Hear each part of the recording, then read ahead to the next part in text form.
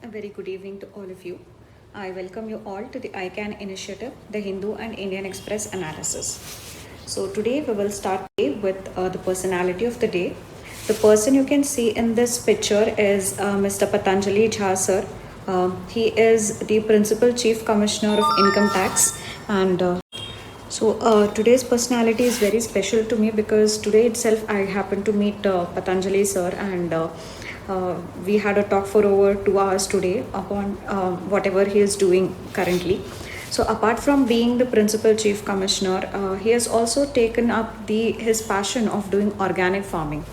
So way back 18 years ago, he was inspired by the Japan's natural farming. So that was he had read a work on by Masanobu Fukuoka's on natural farming. So he was extremely inspired by that. So he and his friends, they bought a 60-acre land and they started organic farming on that. So they don't use any fertilizers or pesticides.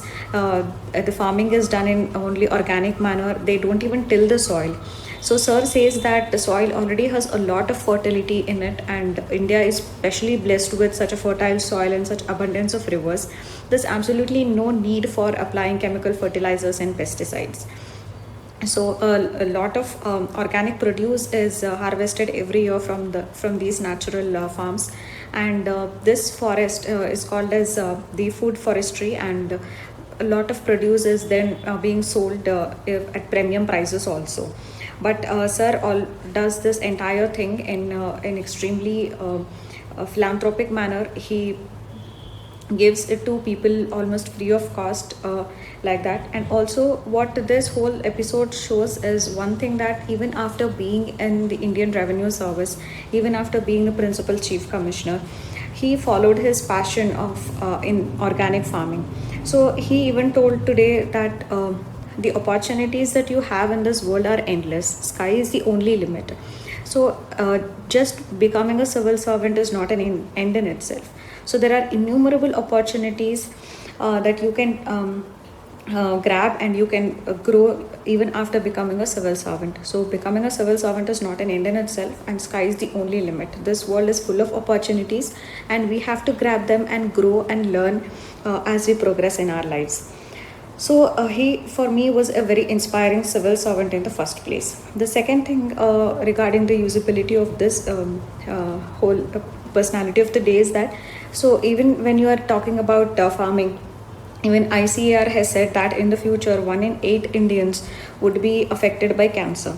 So a lot of usage of pesticides is responsible for that. Even from the consumers end also, consuming such toxic pesticide food is also where the food has pesticide residue is extremely toxic in nature. So that is again causing cancer to the consumers. And for the farmers, they spray a huge amount of pesticides, and 2 years before, if you have been in touch with the news, you would have seen that in Yavatmal, so many cases of pesticide poisoning.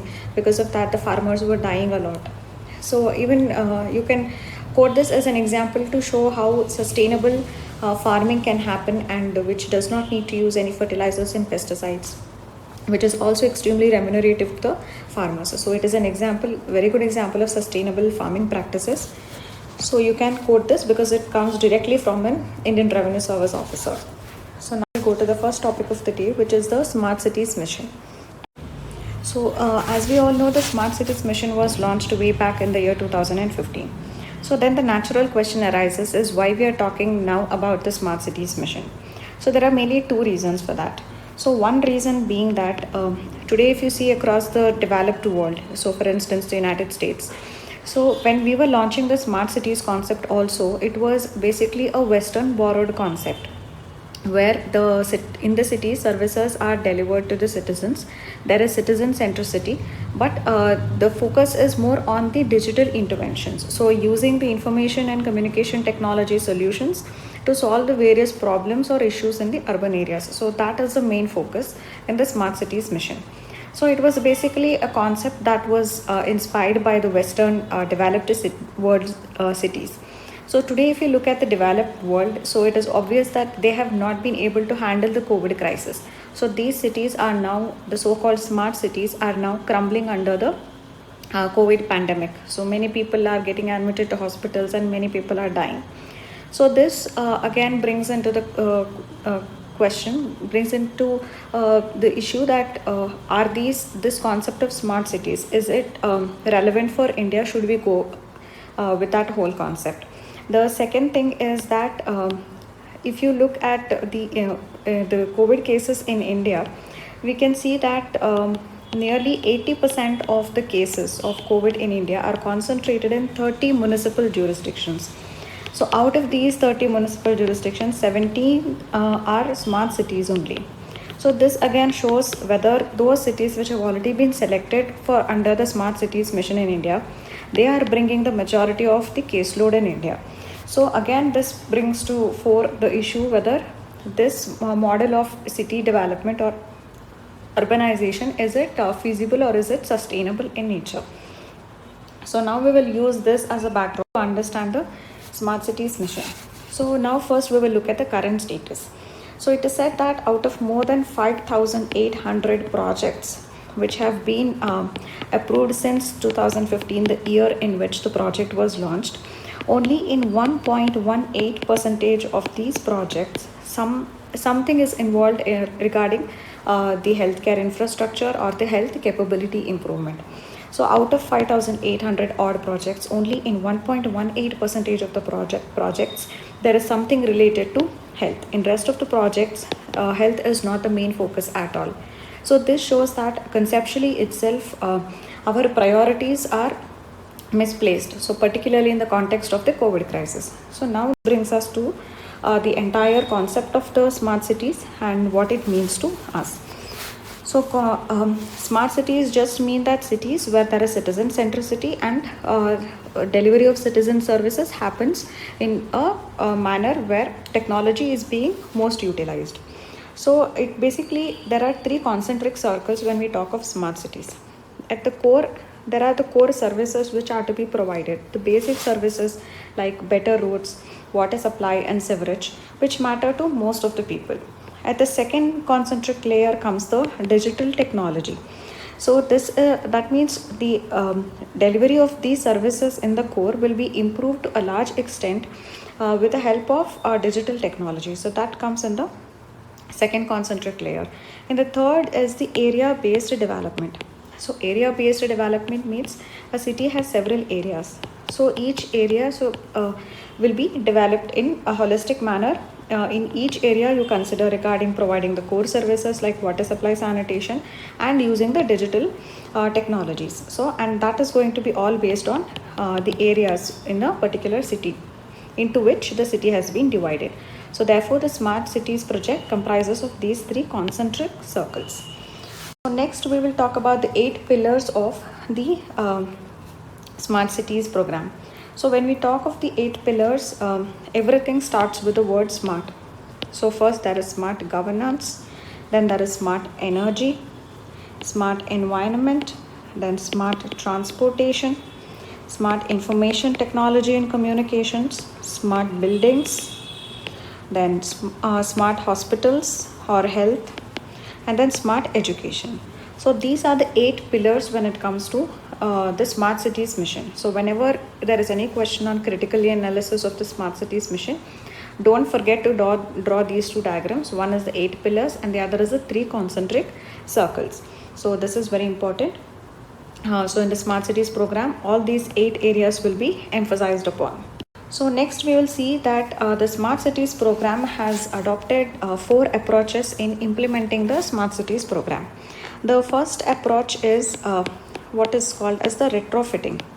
Retrofitting, as the name itself suggests, that the city is already there and you are attempting to make an improvement to an already existing city. So there is an already built up area. You are just trying to make it more smarter by making some improvements into it. So this is retrofitting. Next is redevelopment. Redevelopment is nothing but the renewal of the city. So there is a built up already an environment. So what you're trying to do is add a new layout into an enhanced infrastructure. You're just trying to enhance something to it. So this is what is called as a city renewal or redevelopment. The third is the greenfield development.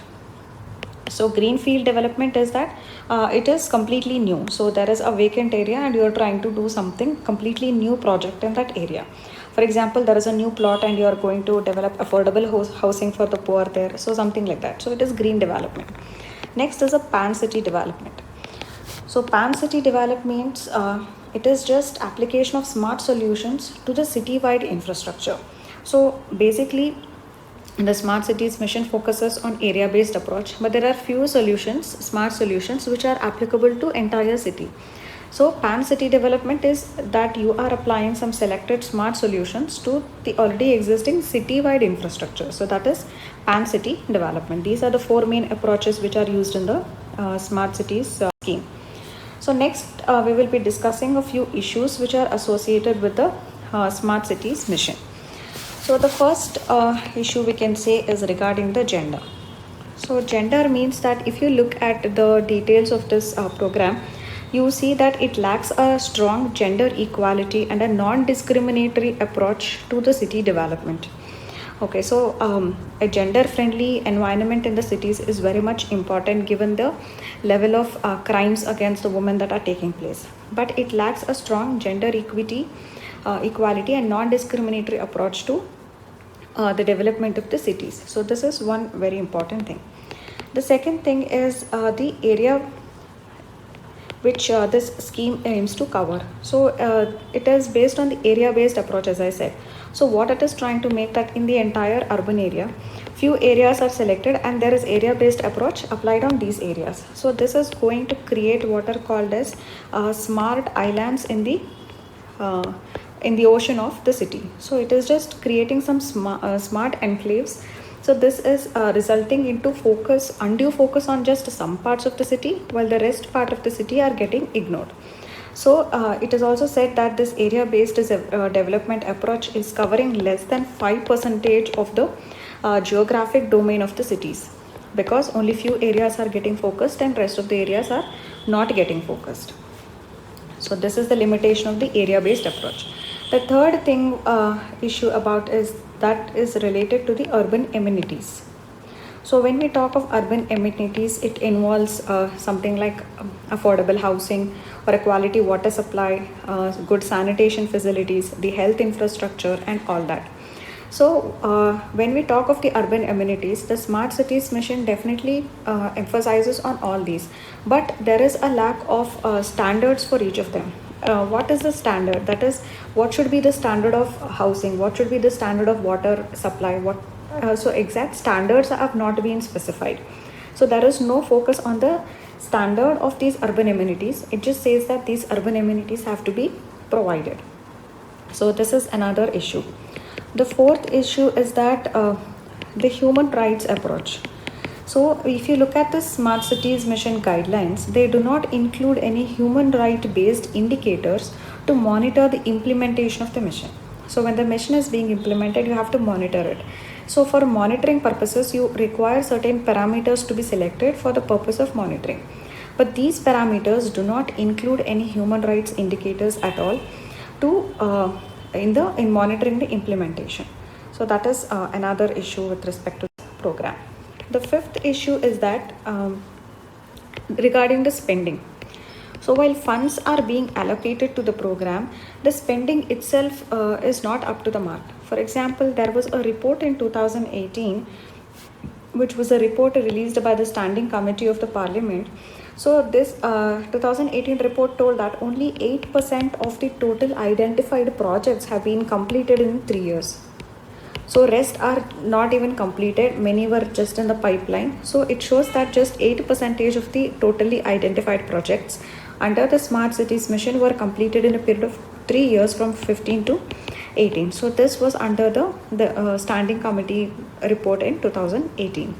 So this is regarding the funding aspect. So next, if you see, so is regarding the financing.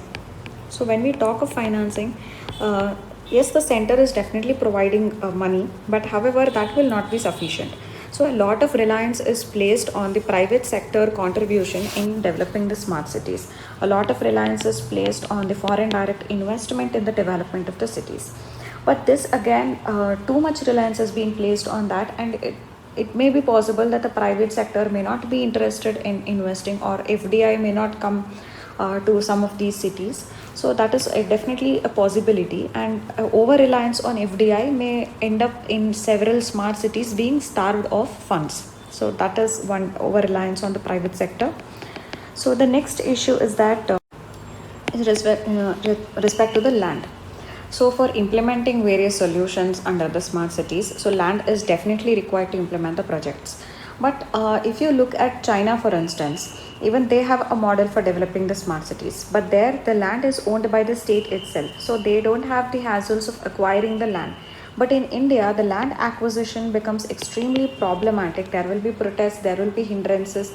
So it will take a lot of time to acquire the land. So this complex, cumbersome process and the time-taking process of acquiring the land may also again disincentivize the private sector in pulling in the finances.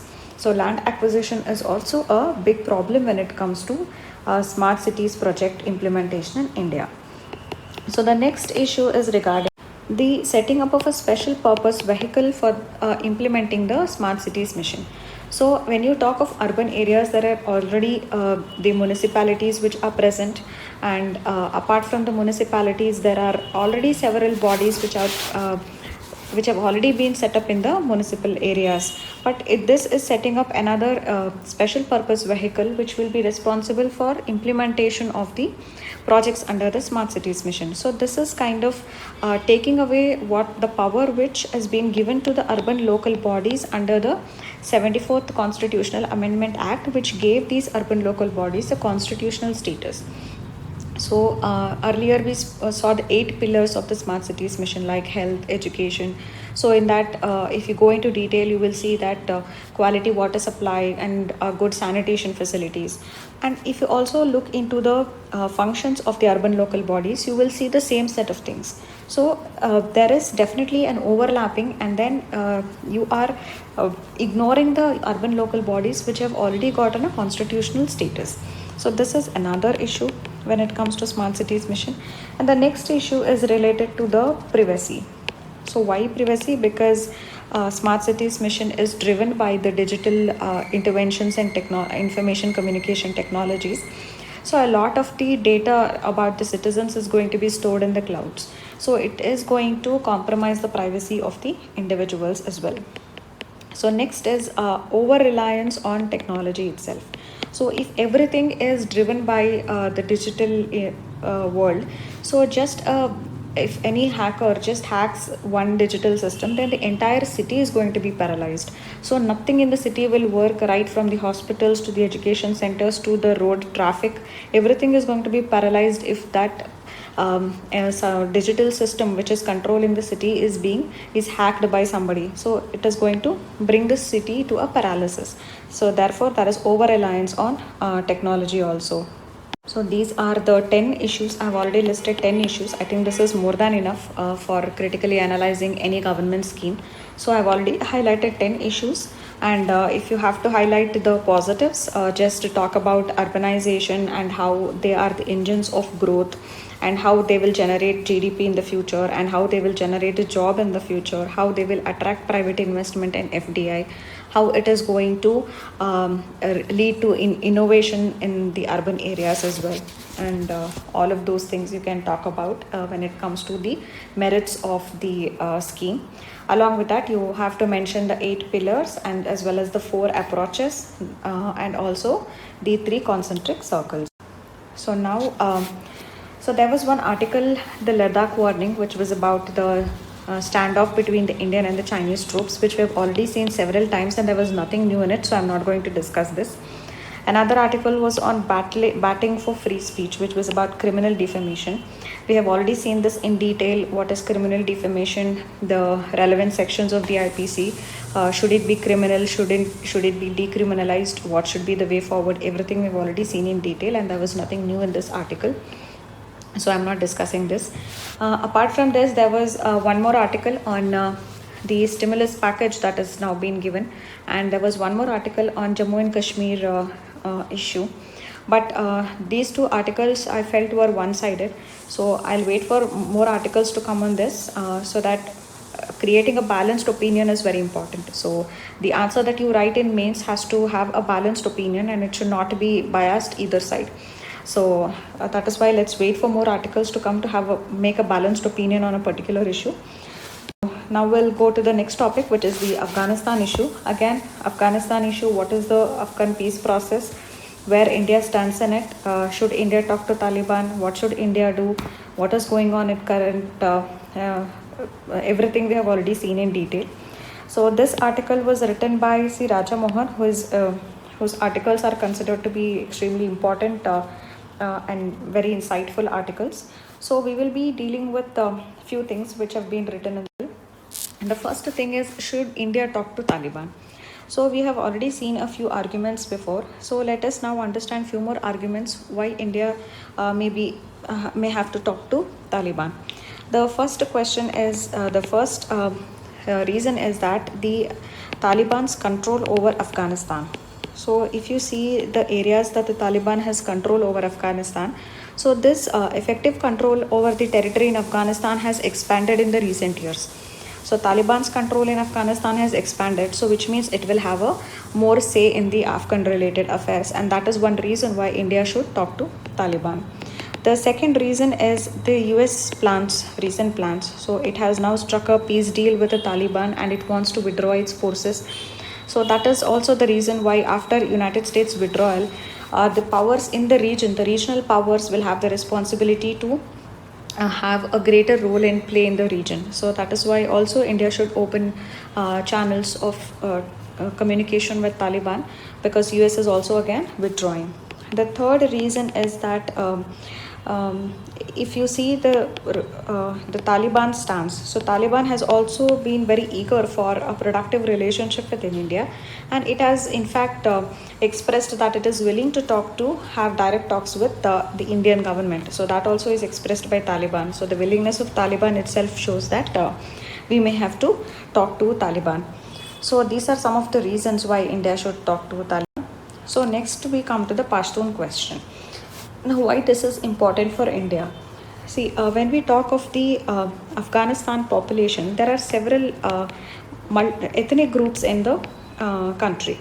So when we talk of the ethnic groups, nearly 42% of the population is comprised of the Pashtuns.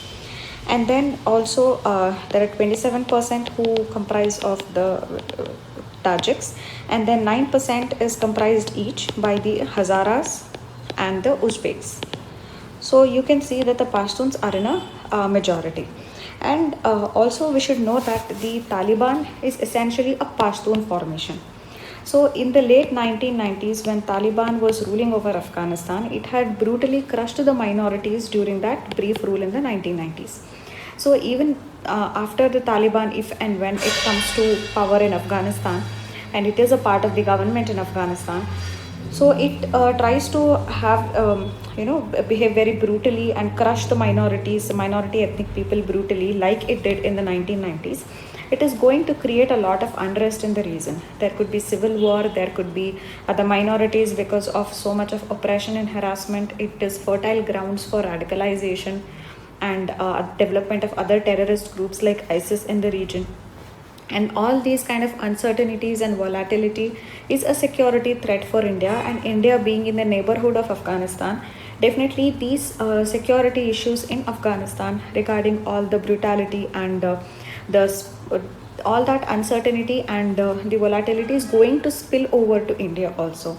So that is why this is very important for India, to ensure that even if Taliban comes to power, the minorities are protected. So this is a very important question for India. So this was the only new thing that was there in the article. So now we will look into the next thing regarding industrial safety.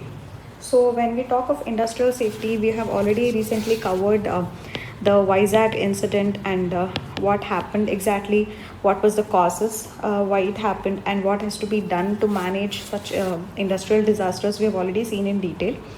Currently what we will be seeing now is what is the reason for poor industrial safety standards in India. So we will now be just examining the reasons or the issues with the industrial safety in India. So the first thing that the reason is that because many of the manufacturing plants in India, particularly the chemical manufacturing plants, they are very small in size, or like small and medium enterprises. So they are not big enough to be able to have that much amount of capital to invest in the industrial safety and occupational safety. So they are small and medium enterprises who don't have the enough capital to invest in safety measures. That is the first reason. The second reason is also the factor of aging. So several of the manufacturing plants are aging. So whatever they have in terms of the machines or the safety, whatever is there, so that is already obsolete, and these medium enterprises, they are reluctant to invest to revamp or rebuild this whatever machinery is already aging. So that again compromises the safety aspect of these enterprises. The third thing is that regarding the population. So earlier, if this is the city, these hazardous chemical industries used to be set up somewhere in the extreme outskirts, so that there are not dense populations. But now the city have started to expand. So now these industries have come right in the middle of dense human population. This is precisely what happened in the Vizag case also. So the LG Polymers was set up not in the city but outside of the city. But just because the city expanded, there was a dense population around the particular industry. So this urban population has also encroached on those spaces which were originally demarcated for the industry. So that is one another reason which is actually posing a challenge of industrial safety. And the next thing is also that the personnel or the skilling aspect. So when we talk of skilling aspect, there are several machinery in an industry which will have to be operated by skilled personnel to ensure the safety. But however, there is actually a tendency to skip the long-term training and skill development of personnel, and whoever is taking care of the operations of these particular machines, that is done by just a casual labor but not a skilled labor. So this again will compromise how these important machineries are handled by the casual labor. So that is another issue when it comes to safety aspects in the industry. So is also the shortage of personnel. So when the number of personnel present in the industry is itself short, they are already overburdened to look into various things. So when this happens, the safety aspect will always get neglected. So these are some of the issues or the challenges when it comes to ensuring the industrial safety in India. So the next what we'll be discussing is a fear as an emotion. So in the ethics paper, you have emotional intelligence as a specific topic. So fear is basically an emotion. So you can have questions like there was one question in the previous year that what is anger and how will you manage anger. So in those kind of questions, you have to utilize your knowledge about emotional intelligence. Fear again is a kind of emotion, and just like you had a question on anger, you can also have a question on fear. So fear as an emotion, it's very important that it is recognized and then it is managed, which is precisely what emotional intelligence means. So why is this extremely relevant in the current scenario is because of the COVID. So COVID crisis has led to a lot of fear and panic among the people. So if you look at the visuals of the police atrocities in implementing the lockdown, so that also created a lot of fear in the minds of people. And the other day, we discussed an example in Andaman where if a person just makes a call to another person who is affected by COVID, then the former will be quarantined. So it has created a lot of fear and panic among the minds of the people. So this has led to a lot of adverse consequences because of this unknown fear. Even the resident welfare organizations or associations, they don't want the doctors who are treating the COVID patients in the hospitals to come back home. So they are asking their tenants or the doctors to leave, otherwise they will face hostile neighborhood. The doctors and the other healthcare personnel are being targeted. They are thrown stones at. So all of these kinds of adverse or unwanted reactions are all coming because of fear is the one emotion that is playing its role in all these kinds of things. So in these cases, how emotional intelligence can play a role. So one example is given in the case of Kerala. So what Kerala has done is it has used the ASHA workers.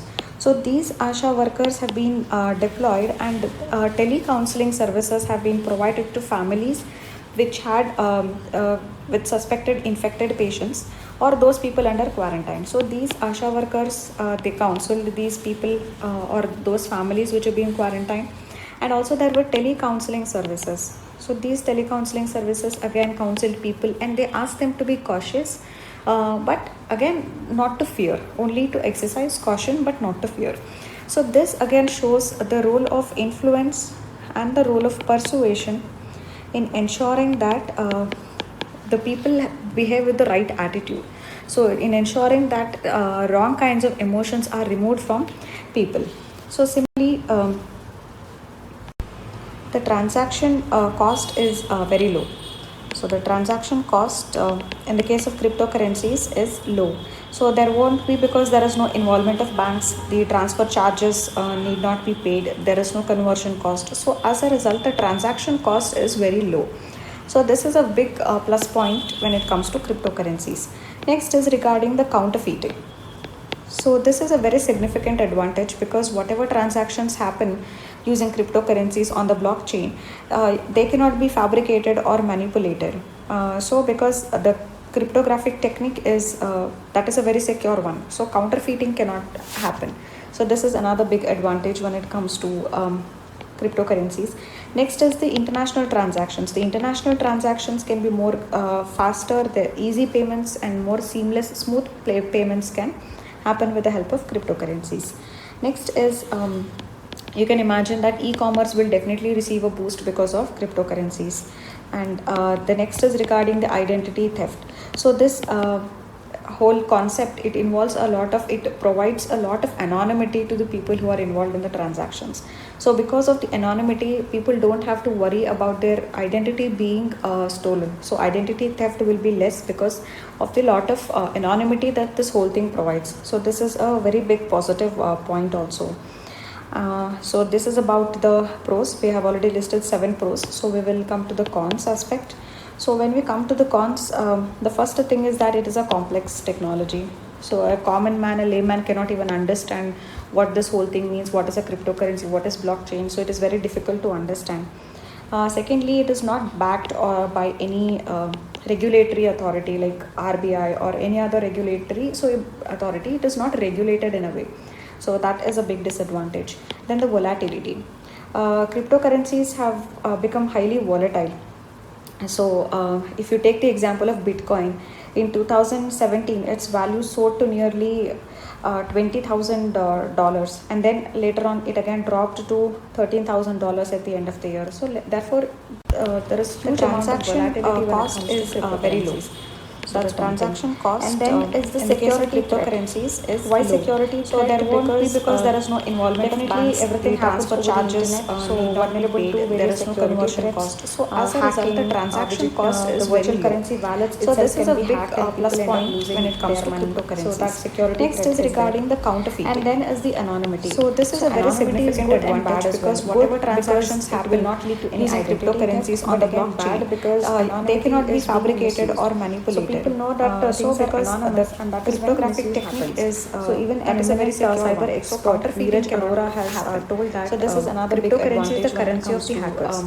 So this is used for next is the international transactions. The international transactions can be more financing and all that easy. So this is a separate security threat that terror financing, money laundering with the help of cryptocurrencies happen. Next is because of the cryptocurrencies. You can imagine that e-commerce will definitely receive a boost because of cryptocurrencies. And the next is regarding the identity theft. So this whole concept, it involves a lot of, it provides a lot of anonymity to the people who are involved in the transactions. So because of the anonymity, people don't have to worry about their identity being stolen. So identity theft will be less because of the lot of anonymity that this whole thing provides. So this is a very big positive point also. So this is about the pros. We have already listed 7 pros. So we will come to the cons aspect. So when we come to the cons, the first thing is that it is a complex technology. So a common man, a layman cannot even understand what this whole thing means, what is a cryptocurrency, what is blockchain. So it is very difficult to understand. Secondly, it is not backed by any regulatory authority like RBI or any other regulatory authority. It is not regulated in a way. So that is a big disadvantage. Then the volatility. Cryptocurrencies have become highly volatile. So, if you take the example of Bitcoin, in 2017, its value soared to nearly $20,000, and then later on, it again dropped to $13,000 at the end of the year. So, therefore, there is huge amount of volatility when it comes to cryptocurrencies. That's one thing. And then is the security threat. Why security threat? Because definitely everything happens over the internet, so vulnerable to various security threats. Hacking, the virtual currency wallets itself can be hacked and people end up losing their money. So that security threat is there. And then is the anonymity. So anonymity is good and bad as well. Good because it will not lead to any identity theft, but again bad because anonymity is being misused. So people know that things are anonymous, and that is when misuse happens. So even an eminent cyber expert, Neeraj Arora, has told that cryptocurrency is the currency of the hackers. So this is used for various unauthorized transactions and even terror financing and all that. So this is a separate security threat, the terror financing, money laundering and all that can happen because of the cryptocurrencies. And there are other minor issues like there is no way you can reverse a payment. If by mistake if you make a payment to someone and if you want to reverse it back, that is not possible in the case of cryptocurrencies. And eighth cons is that there are in different jurisdictions the cryptocurrencies are treated in a different way. So there are some countries which have accepted it as legal tender. There are some countries which have completely banned cryptocurrencies. So between these, how do you navigate and all is a big question. So there is no common internationally accepted standards on how to treat this. So that is again another disadvantage. So we have discussed 7 pros and 8 cons. I think that is more than enough for a 10 marker question. So again, how will you be concluding the answer is by quoting some current developments. So in this you can say that for the firstly RBI, this RBI's there is this Institute for Developments and Research in banking technology. So this particular institute has also studied on the use of blockchain technology in advancing or in promoting the digital economy. Similarly, government has also set up committees like Dinesh Sharma Committee and Subhash Chandra Garg Committee. And these committees have recommended that there has to be a complete ban on private cryptocurrencies. But they have all said that there has to be an open mind when it comes to studying the feasibility of central bank digital currency, about which we discussed holistically yesterday. So that they have told. So ultimately what we should do is what can be the way forward is rather than a complete ban, we can go for some regulatory mechanisms like what Thailand and Japan have done. So on those lines you can conclude your answer by mentioning the recent committees and what they have recommended, and by having a regulatory backing, so we can promote this because this has several merits also, and it's a great technology that will definitely continue in the years to come. So today's question is critically analyze the role of NGT in environment protection in India, a 10 marker question for 150 words. So now that is it for today. Thank you.